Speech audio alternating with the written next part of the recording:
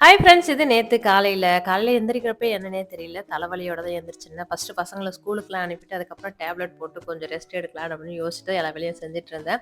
அது இல்லாம இன்னைக்கு வியாழக்கிழமை வேற பூஜை பாத்திரம் கிளீன் பண்ணணும், வீடெல்லாம் கிளீன் பண்ணணுமே, என்னடா இது இப்படி இருக்கே, நம்ம செய்ய முடியுமா அப்படின்ற மாரி தான் யோசிச்சுட்டே வந்து செஞ்சுட்டு இருந்தேன். இன்னைக்கு காலைல டிஃபனுக்கு வந்து பார்த்தீங்கன்னா, கொஞ்சம் மசால் தோசை செஞ்சு ரொம்ப நாள் ஆகுதுன்றதால, அஜிக்கு வந்து ரொம்ப பிடிக்குன்றதால, சரி இன்னைக்கு அத செஞ்சிடலான்னு டக்கு டக்குன்னு வந்து செய்ய ஆரம்பிச்சேன். இன்னைக்கு முருங்கைக்கீரைல நான் வெஜிடபிள் சாதம் வந்து செய்வேன்.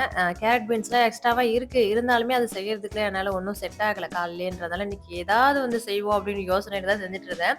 தக்காளி சாதம் வந்து தக்காளி குழம்பா வச்சு கிளறி வந்து குடுக்காம, குக்கர்லயே எல்லாத்தையும் போட்டு தாளிச்சுட்டேன். இதுக்கு பேர் என்னன்னு எனக்குமே வந்து தெரியல.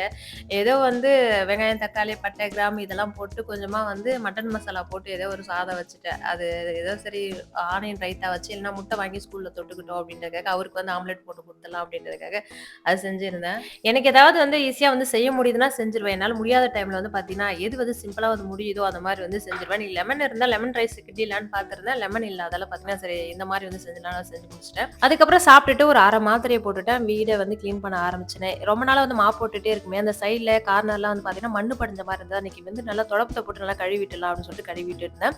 இந்த மாரி வீடு இருந்ததுக்கப்புறம் கட்டுறீங்கன்னா வந்து பார்த்தீங்கன்னா, அந்த தண்ணி வந்து சும்மா கழுவி விட்டா எப்பயாச்சும் ஒரு வாட்டி கழுவி விடுவோம் இல்லையா? அது தண்ணி போறதுக்கு ஏதாவது ஒரு எங்கனா ஒரு ஐடியா பண்ணி வைங்க. நாங்க வந்து அந்த மாரி நெனச்சுட்டு இருந்தோம். ஆனா ஐடியா வந்து வைக்கவே இல்லையாங்காட்டியும், இங்கேருந்து தூக்கிட்டு போய் நம்ம பாத்ரூம்ல தான் தண்ணி இறச்சி விட்டு வீடு வந்து கழுவி விடணும். வீடு நல்லா கழுவி விட்ட பிறகு பார்த்தீங்கன்னா, நல்லா அந்த தூசிலாம் எல்லாமே நல்லாவே இருந்தது. இது எப்பயாச்சும் வருஷத்துல 2 வாட்டி அப்படிதான் வந்து செய்வேன். அதுக்கப்புறம் பூஜை பாத்திரம்லாம் கிளீன் பண்ணி பூஜை ரூம்ல எல்லாம் செட் பண்ணிட்டு, வெளியில வந்து பார்த்தா, இவ்வளோ நாள் இந்த பில்லெல்லாம் வந்து கிளீன் பண்ணணும்னு நெனச்சுட்டு இருந்தேன். ஆனா டைம் வந்து கிடைக்கவே இல்ல. நானும் வந்து செய்யவே இல்ல.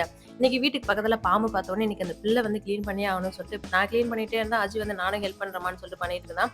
அஜி வந்து அதிகமா வீடியோக்கு வரமாட்டான். இந்த வாண்டு வேற பார்த்தீங்கன்னா, கிளீன் பண்ணவே விடவே இல்ல.